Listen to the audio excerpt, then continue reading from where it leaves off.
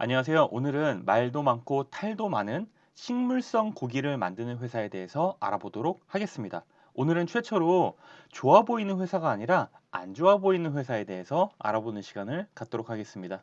종목 매수매도에 대한 추천 영상 아니고요. 기업에 대해서 전반적으로 설명을 해 드릴 테니까 이 영상을 보시고 앞으로 관련된 뉴스를 보시면 머릿속에 대략적으로 그림이 그려지실 겁니다. 오늘은 소비 폭발 메가 트렌드 종목이고요. 그 중에서 먹고 마시는 소비재 중에서 미국 종목에 대해서 말씀을 드리겠습니다. 요새 식물성 대체육이라는 거를 들어보신 적이 있으실 텐데 실제로 먹어본 적이 있으신가요? 혹시 본 적은 있으신가요? 사실 큰 마트에 가면 다 팔아요. 파는데 생각보다 보이질 않습니다. 왜냐하면 냉동 코너 구석에 있거든요. 미국은 고기랑 같이 팔고 있고 냉동이 아니라 냉장 제품을 팔고 있습니다. 그래서 손님들이 손쉽게 살 수 있어요. 고기 코너에 딱 갔는데 나 좀 살 좀 찐 것 같은데 건강하게 먹고 싶은데 라는 찰나에 바로 옆에 식물성 고기가 있으면 한번 사보는 거죠. 근데 우리나라는 어디 있다고요? 냉동 코너 구석에 있습니다. 그래서 어쩌면 한국에서 먹는 냉동 고기랑 미국에서 먹는 냉장 고기는 맛이 조금 다를 수도 있다는 생각은 하고 있습니다. 비욘드 미트는 시가총액이 한화로 약 7.4조 원 정도 됩니다. 식음료 업체 중에서는 코카콜라가 가장 크죠. 이게 지금 한 290조 원 정도 되고 뭐 맥도날드, 스타벅스 다 아는 기업들이죠. 얘네들이랑 비교했을 때 비욘드 미트는 엄청 작습니다.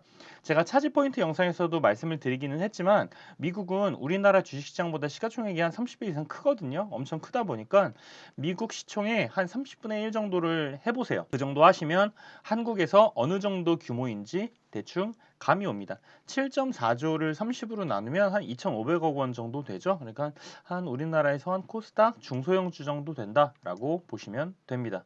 비욘드 미트는 빌 게이츠가 이미 10년 전에 투자해서 유명해진 회사고요. 빌 게이츠 지분은 뭐 그렇게 많지 않은 걸로 보여집니다. 빌 게이츠는 경쟁사 임파서블 푸드에도 투자를 하고 있어요. 사실상 대체육 시장에 투자를 하고 있다고 보시면 됩니다. 여기서 지분이 제일 많은 애는 여기 베일리 기포드죠. 테슬라 초기 투자자로 최근 가장 핫한 투자 회사입니다. 13.5% 보유를 하고 있고요. 창업자는 이탄 브라운이라는 사람이고요. 창업자가 2.5% 갖고 있는데 제가 확인은 못했지만 클래스 B까지 합치면 이것보다는 많이 있을 걸로 추정이 되고 있습니다. 그런데 이 회사 같은 경우는 2009년에 창업을 하고 나서 투자를 하도 많이 받아갖고 창업자의 지분율이 많이 내려갔을 것으로 추정이 됩니다. 회사에 대해서 간략하게 말씀을 드리겠습니다. 식물성 고기를 만드는 회사고요. 핵심 제품은 버거 패티고 매출의 약 한 64% 정도 차지를 하고 있습니다. 사실 뭐 버거 패티랑 여기 소세지 이 두 개 합치면 거의 한 90% 가까이 되니까 이 두 개가 사실상 전부라고 보시면 될 것 같아요. 여기에는 지금 냉장 제품이라고 되어 있는데 이건 미국 기준이고 한국이나 다른 나라 같은 경우는 냉동으로 판매하고 있으니까 참고하시길 바랍니다. 지금 한 65개국 이상에 진출을 했는데 매출은 미국이 90% 정도 되니까 뭐 대부분이라고 보시면 되죠. 한국은 동원 F&B가 지금 수입을 하고 있어요. 채널별로는 그냥 리테일, 그냥 슈퍼마켓에서 그냥 파는 거랑 레스토랑에서 파는 거랑 사실상 그냥 반반이었는데 코로나 때문에 레스토랑이 한번 이렇게 급감을 했어요. 그러고 나서 지금은 한 7대3 정도 된다고 보시면 됩니다. 시장 점유율은 2019년 기준으로 한 15%, 3위 정도 지금 하고 있고요. 이게 지금 레스토랑은 빼고 리테일만 집계한 수치거든요. 그래서 임파서블 푸드는 여기 포함이 안 돼 있어요. 걔네들은 이제 리테일에는 안 팔거든요. 그래서 실제와 좀 차이가 있다는 거는 참고하시길 바랍니다. 네, 여기서 잠깐 근데 이거 왜 먹어? 네. 사실 이거 왜 먹는지 이해가 안 가는 분들이 굉장히 많아요. 뭐 간단히 말씀드리면 그냥 건강하니까 먹는 겁니다. 일반 고기 대비해서 열량도 높고 뭐 단백질 함량도 더 높거든요. 근데 포화지방은 낮고 콜레스테롤 없고 무항생제 호르몬도 없고 난 GMO고 뭐 글루텐도 없고 뭐 사실 건강에는 뭐 이것보다 더 좋은 거는 없다고 봐도 되죠.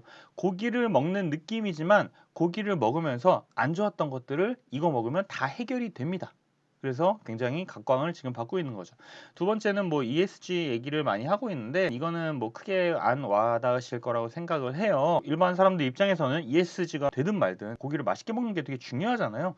정말 환경을 생각하시는 분들이라면 이걸 먹는 거 전에 일회용품 사용하는 배달 음식부터 먹으면 안 되겠죠. 네, 저는 그렇게 생각을 하고 있습니다.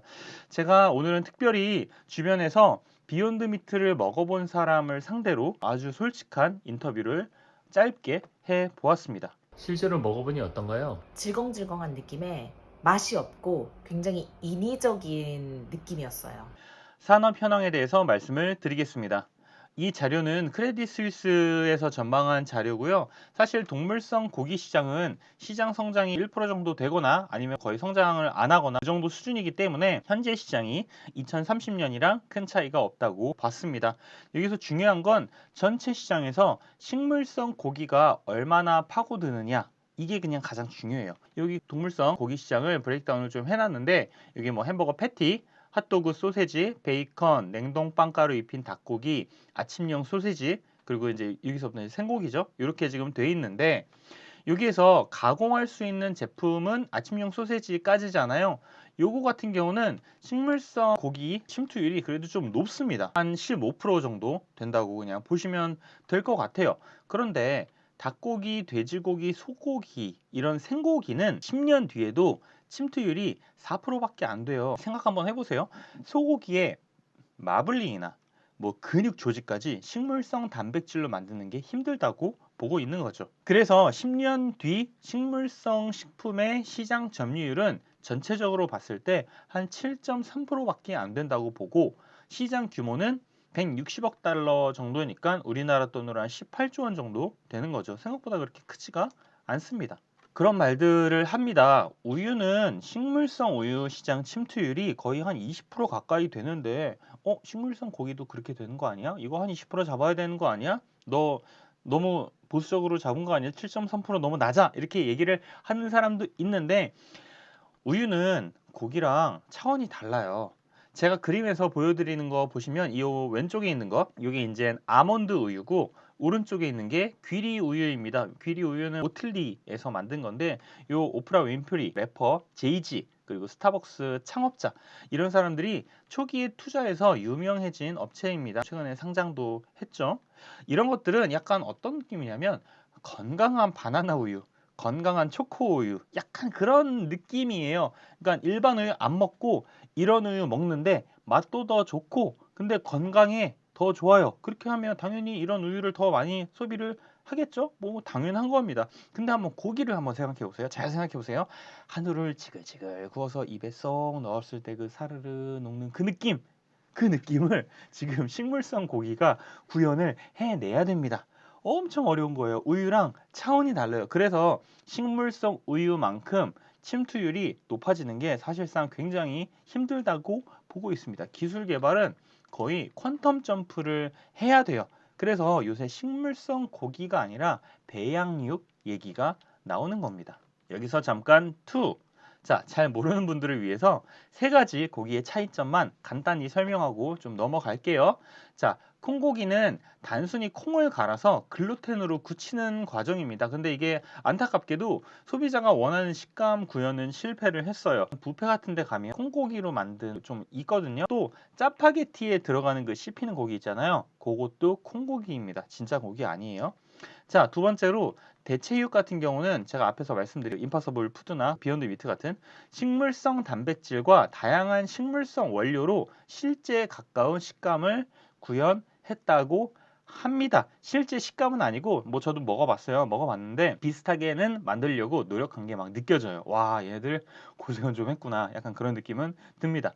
마지막으로 배양육은 뭐냐면 동물의 세포를 실험실에서 배양을 하는 거예요. 그래서 다짐육이 아니라 고기 덩어리를 만들 수가 있습니다. 이 그림에 있는 게 배양육이에요. 실제 고기랑 배양육이랑 차이가 없죠. 이 질감이 이제 느껴질 수가 있는 거예요. 그래서 조직도 비슷하게 만들어서 식감이 같을 수밖에 없습니다. 고기예요, 그냥. 동물의 조직이니까요. 근데 버거 패티 하나 만드는데 얼마 드는 줄 아세요? 40만 원 듭니다. 네. 말도 안 되죠. 맥도날드 가가지고 햄버거를 먹으면 뭐 한 50만 원 내야 돼요. 네. 드시겠습니까? 네. 그 정도 수준입니다. 현재 말도 안 되게 비싸요. 그래서 거의 소고기에 일론 머스크가 나와서 전기차 가격 막 이렇게 막 다운시킨 것처럼 이 배양육 가격도 획기적으로 내려야 돼요. 근데 획기적으로 내려야 되는 그 수준이 얼마냐면 100분의 1 정도는 내려줘야 됩니다. 지금 40만 원이니까 이 패티가 만약에 4천 원이 됐다라고 하면 먹을만 하겠죠. 매출 비중을 나눠보면 코로나 전에는 리테일 매출하고 레스토랑 매출 비중이 한 반반 정도 됐었어요. 그런데 현재는 타격을 받고 리테일 비중이 한 7, 그리고 레스토랑이 3 정도 됩니다. 올해부터 레스토랑 성장률이 쭉 높아져가지고 한 2024년 정도 되면 한 5대5 정도 될 것으로 보고 있습니다. 근데 전체 성장률을 한번 보시면 생각보다 막 어마어마하게 지금 빠르게 성장하는 거는 또 아닙니다. 대략 한 25%에서 한 40% 정도 수준인데 이런 기업이 높은 밸류에이션을 받아도 되나? 이거 사실 빌 게이츠 프리미엄 아니야? 사실 솔직하게 저는 그런 생각이 듭니다. 차트를 보시면 이렇습니다. 이건 상장 첫날 급등분은 제외하고 그 다음 날부터 같은 선상에서 나스닥이랑 같이 한번 그려봤어요. 참고로 첫날에는 25달러에 올라와서 당일에 163% 급등해서 65.75달러까지 상승하고 마감을 했습니다. 이건 빼고 이게 들어가 버리면 이제 차트가 약간 다이나믹하게 안 보이기 때문에 그거 빼고 그 다음날 주가부터 그려봤는데 초반에 기대감이 엄청나가지고 와 주가 엄청 올랐어요. 막 와 이거 한 3, 4배 올랐네요. 그리고 조정을 쫙 받았죠. 다 받았어요. 그리고 다시 쫙 오르다가 지금 다시 쫙 내려가고 있습니다. 지금 현재는 기대감이 많이 꺾인 것을 보실 수가 있는데 주가가 고점 대비해 가지고 많이 빠졌다고 단순하게 그냥 투자하고 막 그러시면 안 돼요. 제가 제목에도 적어봤지만 최소한 여기 투자하려면 식물성 고기는 먹어보고 투자하세요. 이마트에 다 팝니다. 자, 주식 얘기를 해보겠습니다. 주가는 네 가지로 구성된다고 항상 말씀을 드립니다. P, Q, 마진, 밸류에이션. 한번 보겠습니다. P는 식물성 고기 판매 가격인데 지금 식물성 고기가 생고기보다 한 30% 정도 더 비싸요. 그래서 시간이 지날수록 이 가격은 점차 내려갈 수밖에 없습니다. Q는 판매량인데 결국 동물성 고기 시장에서 식물성 고기 시장 침투율이 얼마나 빨리 그리고 얼마나 많이 되는지가 관건입니다. 근데 제 생각에는 지금 상태로는 조금 요원해 보이고 뭔가 예상 못한 사건이 발생을 해야 이 판이 확 뒤집어질 것 같아요. 예를 들면 인플레이션이 엄청 세게 오는 거예요. 거의 하이퍼까지는 아니더라도 한 준하이퍼 인플레이션이 막 와가지고 소고기 값이 엄청 오르는 거예요. 그래서 식물성 고기가 막 더 싸지는 겁니다. 그래서 뭐 그런 거, 그리고 식물성 고기 먹으면 건강이 획기적으로 개선이 된다거나 아니면 동물성 고기에 코로나 막 베타 바이러스 막 이런 게 침투해서 먹고 싶어도 먹지 못하는 상황이 온다. 그 정도는 돼야지 현재판이 확 뒤집어질 것 같아요. 그 전까지는 침투율이 빠르게 높아지지는 못할 것으로 보고 있습니다. 마진은 한 GPM 기준으로 한 30% 정도 나오는데 OPM이 2024년에 플러스로 돌아서는 게 목표입니다.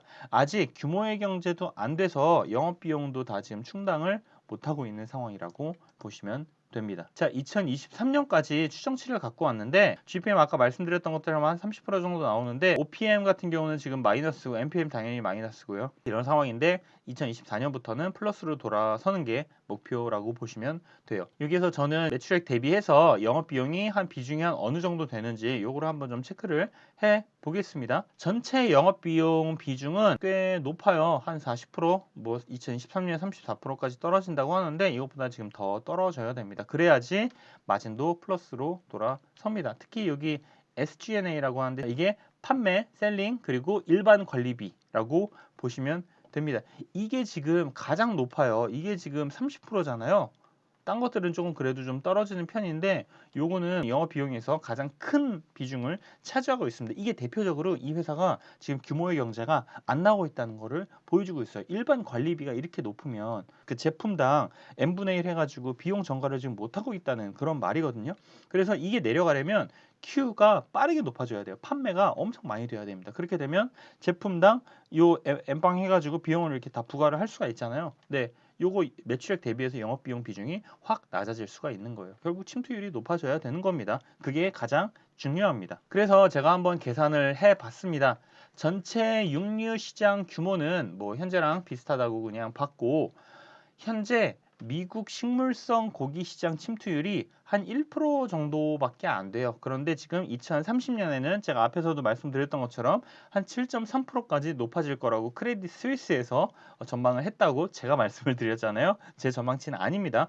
여기서 크레딧 스위스에서 2030년 비욘드 미트의 매출을 약간 DCF 그 밸류에이션 계산을 하면서 추정한 수치가 있습니다. 그 수치가 이렇게 지금 되고 있고요. 이거를 대입을 해보면 시장 점유율이 2020년에 한 19%에서 2030년에 11%까지 낮아지는 걸로 보실 수가 있습니다. 제가 추정치를 조금 변경을 했어요. 어떻게 변경을 했냐면 경쟁은 좀 심해지겠지만 시장 점유율은 2020년 수준을 유지한다고 가정을 했습니다. 단순하게 하려고 이렇게 좀 작성을 하기는 했지만 여기에는 뭐가 사실 포함이 조금 됐냐면 해외 판매 매출분도 포함을 시켜놨다고 보시면 돼요. 해외 매출 비중이 거의 한 10% 정도는 되거든요. 참고로 비욘드 미트는 중국 시장의 성장 잠재력을 지금 엄청 좋게 보고 있습니다. 그래서 여기에서 지금 돌파구를 찾으려고 하는데 제가 이제 중국 주시장을 그래도 몇 년 동안 본 사람으로 제가 판단을 하기에는 정말 어려울 걸로 보고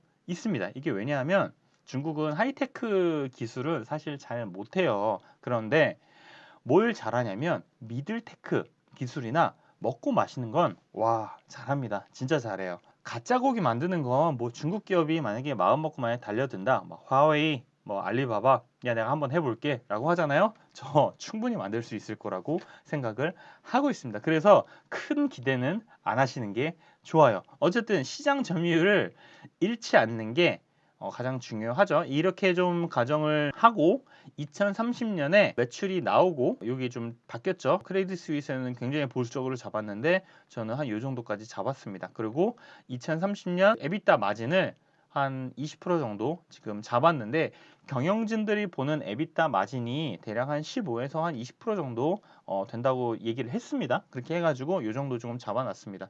현재 시총과 순차익금을 더한 엔터프라이즈 밸류 EV를 에비타로 나눈 수치를 보면 2030년 EV 에비타가 10배입니다. 이게 10년 뒤에 10배면 좀 높아요. 뭐 2023년 EV 에비타가 10배가 아니잖아요. 2030년 EV 에비타가 10배입니다.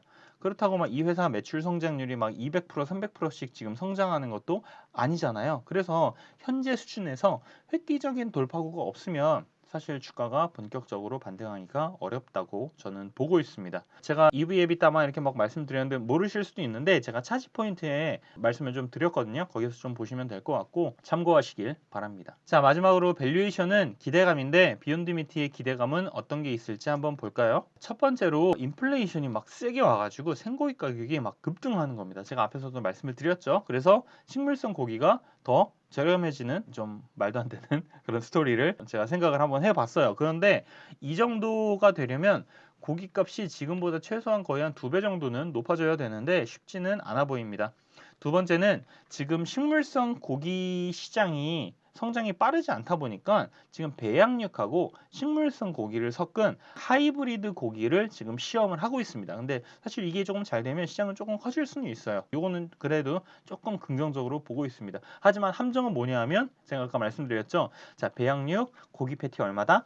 40만 원이다. 어마어마하게 비쌉니다. 세 번째는 중국 시장이 비욘드 미트가 기대하고 있는 것처럼 폭발적으로 성장을 하는 겁니다. 사실 생각해보면 스타벅스 커피 만드는 거, KFC 치킨이나 햄버거 만드는 거 사실 그거 중국에서도 지금 다 하고 있거든요. 그런데 브랜드가 워낙 강력하다 보니까 얘네들이 딱 자리를 잡고 지금은 대표 브랜드로 승승장구하고 있죠. 이런 거를 지금 비욘드 미트도 기대를 하고 있어요. 저는 사실 되게 부정적으로 본다고 앞에서도 말씀을 드렸지만 실제로 될 수도 있습니다. 제가 여기 몇 가지 뭐 써놓기는 했는데 사실은 조금 어거지로 써놓은 것도 좀 있어요. 그래서 전부 가능성이 높아 보이지는 않습니다. 제가 보는 비욘드 미트의 기대감은 사실 없습니다. 목표 주가는 항상 모르고요. 지금 주가가 고점 대비해 가지고 굉장히 큰 조정을 받았잖아요. 그런데도 불구하고 지금도 비싸 보입니다. 현재 이 판을 확 뒤집을 수 있는 무언가가 나와줘야 돼요. 이거를 다 확인하고 그때 들어가도 늦지 않습니다. 바닥에서 잡아서 막 10배 막 먹을 생각 하지 말고 적당히 잡아갖고 한 3배만 먹어도 충분합니다. 자, 오늘 영상 정리해 보겠습니다. 자, 첫 번째, 비욘드 미트는 시가총액 7.4조 원 정도 하는 식물성 고기를 만드는 중소형주다. 두 번째, 미국 매출이 90%로 대부분이고 리테일과 레스토랑 매출 비중은 반반 정도가 될 거다. 한 지금은 7대3 정도 되죠. 세 번째, 현재 고기 시장 침투율이 1%인데 10년 뒤에도 10%까지는 안 될 것 같다. 특히나 생고기 시장 침투율은 매우 낮을 것 같다. 네 번째, 이 정도 밸류면 성장을 막 200%, 300%씩 빡빡 해줘야 되는데 현재 50%도 못하고 있다. 다섯 번째, 현재 고점 대비 급락한 수준인데도 밸류에이션이 비싸 보인다. 2030년 EV 에비타가 10배다. 엄청 높다.